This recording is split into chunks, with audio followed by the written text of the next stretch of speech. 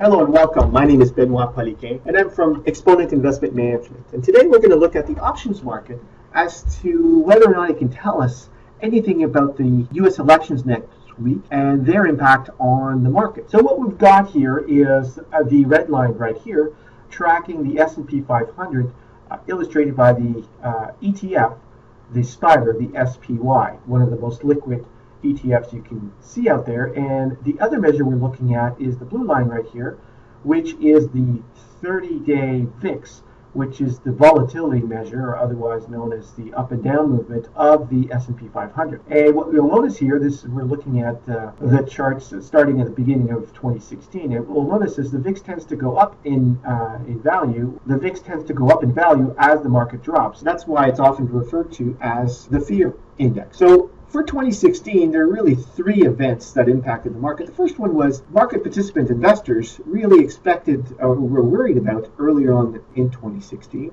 as to whether or not the Fed would increase interest rates. And you could see that the VIX spiked early in the year and the market sort of sold off towards the end of the quarter, the first quarter of 2016.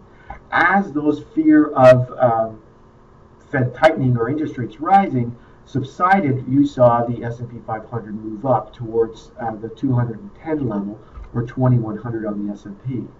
And then we had the whole Brexit situation come up. The VIX spiked momentarily, and as June 24th, the results came out, the VIX spiked, and then as the investors realized it was not that large of an event for U.S. corporations, the VIX subsided, and obviously the market continued up its advance to almost 2200.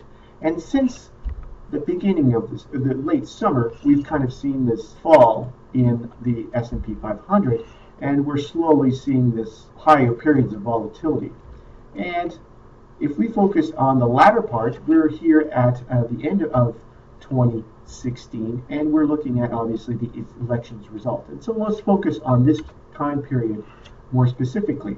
And when we're looking at the option market today, Friday, November 4th, we're seeing the market is telling us there's a 2.6% implied move in the S&P 500. So in other words, 2100 is where we sit, and the market could go up or down 2.63% upon or after election night. So let's look at how we got that measure. The first thing we're going to look at is the S&P options chain and the options expiring on November 9th. And then we're going to focus on what's known as the at-the-money options, which are the 210 level.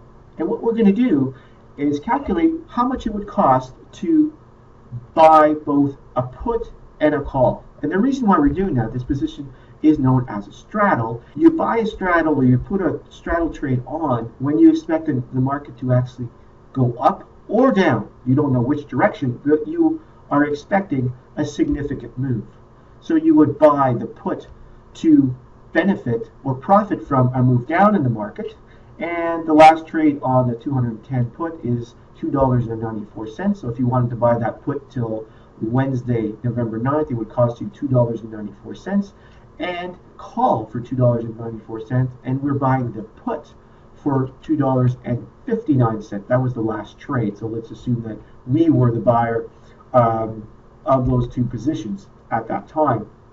So the total cost of this trade would be $2.94 plus $2.59 is $5.53. And so once we move or divide this $5.53, the cost of the straddle, and we divide it by the market level of 210, we get an implied move of $2.63, which is actually quite large.